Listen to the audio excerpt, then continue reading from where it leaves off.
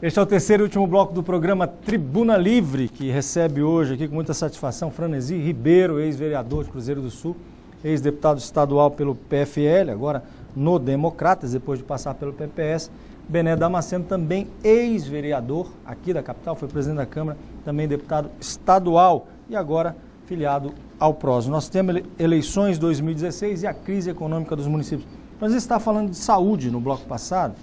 Vamos lá, continuar sobre falando sobre esse tema. Então, para concluir, o que eu falei, inclusive, aqui antes, se você for comparar a saúde do Estado com os outros estados, como até o Narciso comentou, é interessante, pode estar pior, mas eu quero tratar da saúde do Acre.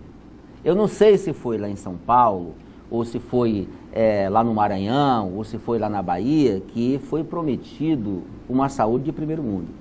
E eu quero finalizar por aqui, entendeu? Que foi prometido de primeiro mundo. Eu só sei que foi prometido aqui no Acre. E nós todos debatemos isso. E não vimos isso ao longo indo para 2 décadas. Mas, entendeu? É por isso, só um pouquinho, Bené, só para concluir. É por isso que eu estou lhe falando. É inadmissível que um município como Cruzeiro do Sul, que tem ali ao seu redor, que atende Pixuna no Amazonas, Guajará, Tarauacá, às vezes Feijó, Jordão, Manso Lima, Rodrigues Alves, Porto Volta e Taumaturgo, não se tem uma maternidade onde tem todos os dias dezenas de mulheres parindo e outras cirurgias eletivas, você não tenha disponibilidade do Estado para se fazer uma cirurgia eletiva, somente a cirurgia de emergência. Eu pergunto para ti o seguinte, aí eu vou falar com o cruzeirense. Você não vem me dizer que antes era melhor. Antes existiam as cirurgias de emergências e as cirurgias eletivas. Procura saber quantos anos, não vou dizer meses não, quantos anos em Cruzeiro do Sul, a não ser que foi feito agora. Tem cirurgias eletivas. Só tem cirurgia de emergência. E vou dizer mais, Narciso. Uma vez uma senhora de Taumaturgo chamada Antônia, ela teve internada 22 dias, depois mais 15 dias, o médico queria operar, e não foi autorizado pela direção porque não tinha condições, e a última vez, inclusive, o médico disse, eu vou operar. A chefe disse, eu não dou a roupa para você operar. Narciso, deixa eu só fazer. Aí depois eu quero entrar contigo. Nós vamos se confrontar um pouquinho. Nós fomos deputado, praticamente da mesma base, né, no governo do Orleí. Depois... Não, praticamente nós fomos da mesma base. Depois... No governo do Jorge nós fomos oposição, né? Mas você dizer que a saúde pública do Estado está ruim, eu discordo de você. Eu discordo de você porque nós temos conhecimento do que era esse pronto-socorro aqui de Rio Branco. E o que é hoje. Nós temos conhecimento do que era a Fundação Hospitalar. E o que é hoje. Do Hospital Infantil. Hoje nós temos o Hospital dos Idosos, essas UPAs.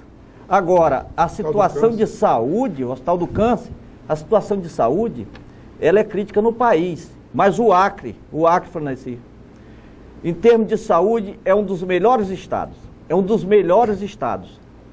E nós temos como exemplo o Acre... Sistema Único de Saúde. Sistema Único de Saúde. O Acre hoje, se dando o luxo de fazer implantes. Tá certo? Então, parceirinho, eu discordo de você nesse ponto. Eu acho que a saúde temos que melhorar mais ainda. Temos sim. Muito agora, ainda. Que está bem melhor, tá. E nós não podemos negar isso. O governador Tião Viana, com a sua equipe, ele tem se empenhado o máximo para se melhorar. E eu tenho certeza que vai se melhorar cada vez mais. Olha só, de 98... Não esqueça que nós estamos em 2015. Mas isso é natural. 2015 para 98 é muito tempo. Entendeu? Mas melhorou. Sim, mas você queria que não melhorasse outra coisa. E vai melhorar mais. Quantas reformas já foram feitas no pronto-socorro? Aqui no web, quantas reformas já foram feitas no pronto-socorro e continua em reforma e continua praticamente... É porque precisa se melhorar. Entendeu? Porque precisa se melhorar. Sim, Bené. Precisa melhorar. Então, veja bem, o Estado não pode... Quer dizer, você quer que continue da época que estava o Orleí, por exemplo. Funcionava o hospital infantil? Continua morrendo, você vê denúncias. Mas isso é natural. Entendeu? O hospital infantil... né? O Hospital da Criança, que muda o nome, a Fundação Hospitalar, continua funcionando. E bem. Entendeu? E tem bem. que funcionar muito mais. Será que o Estado não parou em 98, ele continua aumentando a população e com certeza tem que ter os investimentos. Deixa eu entrar para... Em 1986 a 1988, um grupo de cidadãos, entre os quais eu me incluía, se juntaram para escrever uma coisa chamada Constituição de 1988, que tem determinados itens absolutamente meritórios. Mas quando chega na parte econômica, a nossa Constituição ele precisaria ser toda colocada na lixeira da história. Na lixeira.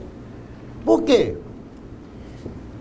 Cada constituinte, e Orley e Osmi deve ter enfiado uma meia dúzia de emenda o nome dele, criando despesa para o Estado. Mas para beneficiar o povo. Criando despesa para o muita Estado. Centralização. Criando despesa para o Estado. Aí fala-se,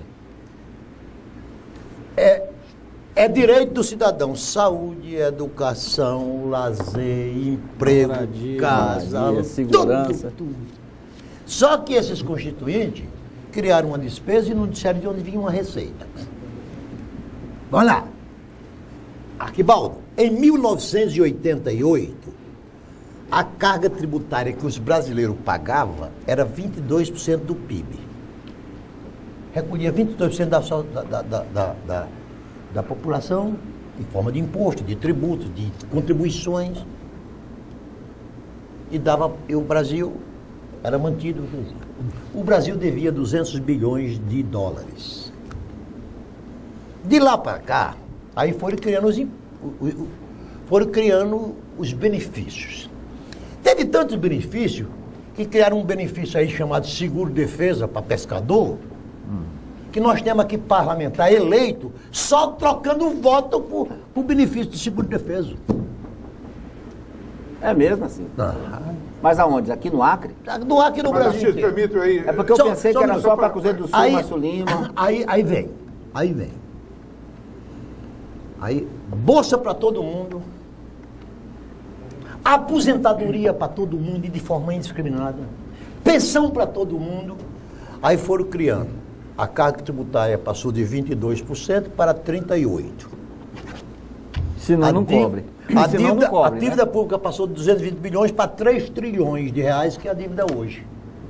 Mas, Narciso, permita-me fazer uma avaliação nesse tempo que está dizendo. O Estado não poderia criar. Se prometeram saúde do primeiro mundo, aqui ou em qualquer lugar do mundo... Não, se prometeram, Narciso, como é que é? Se prometeram ou quem prometeu, sabia que não podia cumprir. Mas deixa eu fazer um ligeiro reparo nessa questão da Constituição. Eu acho que na área econômica você pode até ter razão. Nos direitos e garantias fundamentais do povo brasileiro, absolutamente você não tem razão. E mais, foi criado pela Constituição de 88 o SUS. O SUS, com todos os problemas que ele tem, ele é um projeto exitoso e único no mundo quase, para dar apoio a todos, indistintamente. E, para provar isso, há 40 anos atrás, o tempo médio de vida do brasileiro é de 42 anos. Hoje nós estamos com 74, isso significa... 78? Que a vida do cidadão melhorou em virtude da qualidade de vida e da sua própria saúde. Agora, se for com o Estado. Isso anima, sim, né? mas... Se for com o Estado. Mas não foi só por causa dessa questão do SUS que se colocou o Estado, não. Não. Nós tivemos uma série de outros problemas. O SUS foi exitoso. E a Constituinte foi o grande prêmio que nós damos à população brasileira, foi o Sistema Único de Saúde, sinceramente. Narciso, você fez que os aqui Estados uma Unidos denúncia grave. Copiar. Né? Você fez aqui uma denúncia grave. Qual foi a denúncia? E nessa denúncia eu quero exatamente lhe colocar duas coisas. Primeiro, é a questão da... Mas qual foi a denúncia? Calma, você vai me ouvir, estou começando. Primeiro, é a questão da fiscalização que deixa a desejar. Você citou a questão do defeso. Beleza.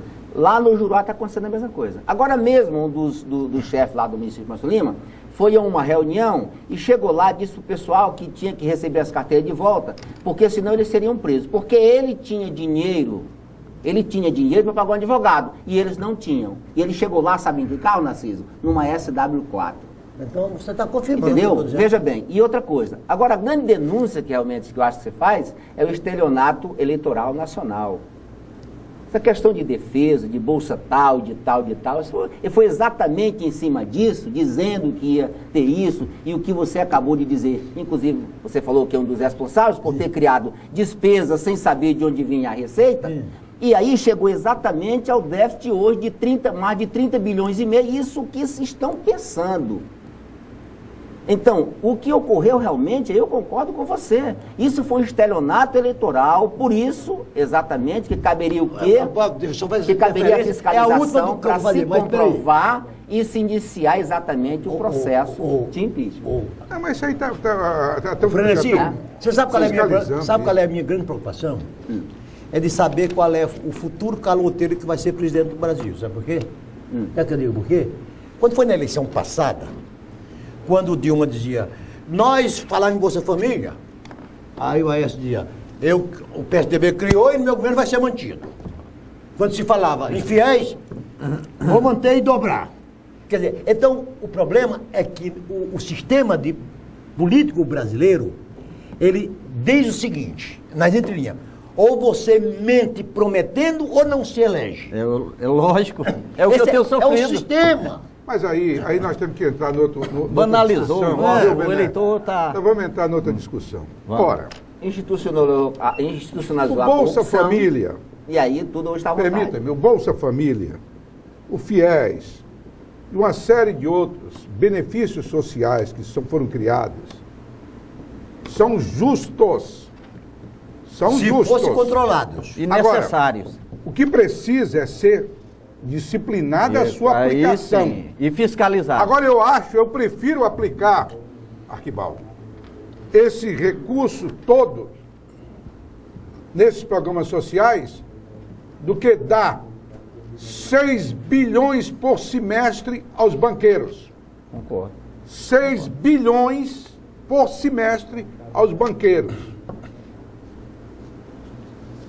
Nós temos que discutir o Brasil. O Brasil jamais será uma grande nação e quando tiver uma multidão de pobres, de famintos, de doentes, nós temos que ver esse lado. Na sua lógica, os bancos eram para ter prejuízo? Não era para ter prejuízo, mas ter um ganho menor. Um ganho sob controle também. Não pode ganhar 1 bilhão por mês. Quem sustenta 1 bilhão por mês. Essas bolsas e essas aposentadorias são exatamente os tributos pagos pelos empresários, Osmir. Sim, isso eu sei, eu não desconheço isso. Osmir, eu não sei se você assistiu ontem o programa do jogo. Não sei, mas olha, foi uma aula, inclusive, com a Ana Maria Tarran, líder de FIB. Aquilo eu acho uma chatice. Pois é, mas que bom que ele estivesse aqui com você para a gente ouvir a chatice, porque são pessoas extremamente capacitadas, conhecedoras tanto da área econômica como administrativa, política, e foi muito interessante. Se você tivesse assistido, talvez você tivesse ainda melhor se expressado em relação à questão do dinheiro repassado aos bancos. Na verdade, eu falei algumas coisas aqui e foram discordando e depois começam a confirmar aquilo que eu falei. Por exemplo, meu amigo Bené acabou de dizer o que é falta de fiscalização. O que é falta de fiscalização? Foi aquilo que eu falei no princípio, que falta exatamente para que se discipline isso. Porque se institucionalizou, Narciso, município do Acre, com 8 mil habitantes, você passa um mês, o mais que você vê uma piaba lá na beira, um candiruzinho lá na beira do rio, você não vê ninguém com a biricica para pegar um peixe, tem 700 cadastrados. Pessoas que não sabem colocar uma isca no anzol, estão lá, sabe para quê, Narciso? Simplesmente para fazer aquilo que você falou, e eu concordo, em gênero, número e grau. Para quê? Para trocar por votos. Mas você denunciou isso. Fazendo isso. Você denunciou está denunciado, está denunciado a Polícia Federal. Mas você denunciou? Está denunciado a Polícia Federal. Denuncie também. Denunciado e todo então mundo não sabe cobra fiscalização, né? A fiscalização foi feita por você e outro. Veja bem, denúncia é uma coisa. Sim, mas aí cabe apurar. A apuração é outra, Narciso. Como assim? A denunciar é uma coisa. Sim. Se apurar é outra. Eu acho que não vão apurar. várias coisas foram denunciadas nesse estado, não foram apuradas nada. Não, Vocês conhecem, você conhece, Narciso conhece, nós veja conhecemos. bem, essa situação... Quando se interessa, às vezes se apura. Quando se interessa, e aí o Narciso conhece aí muito já é bem uma disso. questão subjetiva. Essa situação não é subjetiva. Viu, Francisco? Essa situação dessas carteiras que foram dadas aí, dizem que politicamente, inclusive já foi noticiado, o Ministério Público, Polícia Federal está investigando. Tá investigando. Agora, tem os seus prazos. Claro. Não, tem suas regras. A situação é que a justiça ela tem os seus trâmites legais. Claro. Os advogados entram com defesa, vão buscar testemunhas. Isso é, o importante é que se denuncie. Claro. Esse é o importante. Agora, a finalização cabe à justiça. Cabe à justiça. Né? Agora, é obrigação aí nossa por isso mesmo. que eu lhe digo realmente que falta. Ontem, inclusive, você que tem muitos processos, diz que um segundo são mais 5 processos, se não me falha. A cada segundo entra mais 5 processos, são usados 5 processos. Mas aí, veja bem, é exatamente isso que falta. O quê? O quê? Mais processo? Não. A apuração daquilo que se é denunciado. Falta mais gente para se Quando muitas vezes... Aí você acha que quando se denuncia não se apura, é isso? Muitas vezes não. Muitas vezes não, Osmir. Claro, você conhece disso. Não. Quando esse meio você conhece. O maior problema... Quando se interessa, se fiscaliza. Quando se interessa, não se fiscaliza. O maior problema hoje que nós temos é o Judiciário, o Ministério Público, o seu quadro funcional, ele é pequeno. Esse que é o grande problema. Aumenta-se os problemas, tá certo? E a estrutura das instituições, elas estão precárias, tanto é que tem milhões e milhões e milhões de processos. Quando se interessa, tá quando se interessa, mas meu irmão... É numa rapidez. Não. O PROACRE, por Processo. exemplo, cadê o que aconteceu com o PROACRE? Processo, ele tem Cadê o que seus aconteceu trâmites com o PROACRE? legais, tá certo? Mas aí nós estamos fugindo um pouco do nosso tema. Sim, então E nós estamos, inclusive, chegando ao final, não dá nem para retomar mais. Nós avançamos Estamos falando muito nessa questão da corrupção, quando na realidade nós queríamos saber E eu de quero, vocês era como desenvolver um município numa crise... Osmir, Mas vai ficar para o próximo programa, porque nós já estamos aqui finalmente já. Franesi, pois não, Narciso? Eu só, Franesi, mas dentro de uma visão assim, macro circunscrita aos limites do Estado. Quais são as perspectivas que você vê dos contatos políticos que você tem? Você faz parte do conjunto das oposições? nós fazemos, né? Você também não faz? Não, eu hoje sou um homem e com muito prazer eu digo que eu tenho nojo de todos os partidos políticos. Nojo. Eles me fedem. Para mim não existe nada mais podre no Brasil do que a estrutura partidária nossa. Não existe nada igual. Eu gostaria de estar hoje na política pertencendo ao partido que eu me elegi há 40 anos atrás. Mas aí, como é sabe, eu não posso manobrar essa estrutura partidária, então sou fora. Sim, mas qual é a perspectiva das próximas eleições municipais, pelo menos no seu vale? O Vale do Juruá, que eu tenho poucas notícias de lá, da perspectiva de eleitorais naquela região. Rapidamente, por do lá? Pois não, Flávio. Olha, Narciso, na verdade, hoje tem muito boato, né? E ainda, eu creio que só após realmente agora outubro é que as coisas vão começar a se afunilar. Você sabe muito bem como é que funciona. Você lembra muito bem daquela vez lá de 2002, quando eu saí para você, quando me comunicaram achando que era uma chapa, me comunicaram às 17 horas e eu fui atrás, encontrei você no mototáxi lá na 25 para chegar na casa do então prefeito. E ele que nós estávamos conversando tudo, ele dizia assim, o candidato é o fulano de tal e a convenção vai ser 7 horas, você tem que ir para lá.